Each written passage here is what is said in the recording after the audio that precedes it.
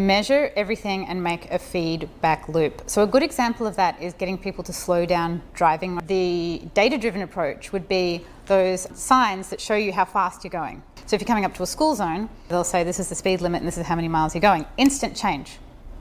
Data, feedback loop, got you straight away. That's an example of changing behaviour. So the educational approach just doesn't quite filter down into the behaviour. And you can even do it by hand. You don't need to be electronic. You can just write it with a pen. A sign that shows how many cans have been recycled. The number of cans recycled went up by like 60-something%. I mean, these are big changes. Energy, showing people how much energy they use. It can be between 5 or 7%. Even some case studies go up to 40%.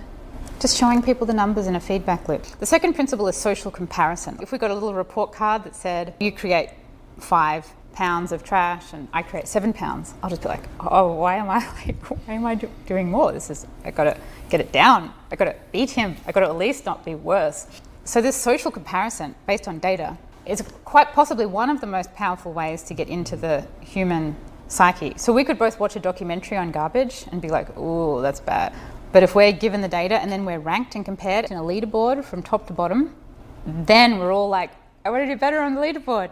Not because we're all desperately competitive, but we all just want to do better, right? It's just this disclosure of data. And the third one is colour. People that are doing not as well can get red, or corporations, or blocks, city blocks, or governments, anything.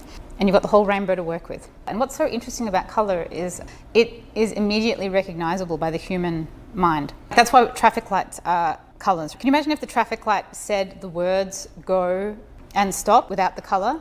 It's also emotional. If you see a red light flashing, you're instantly like, oh, that's bad. Or a green light flashing, you're like, okay, we're cool. So you can put those three things together and it's something anybody can bring in and you can apply it to just about anything.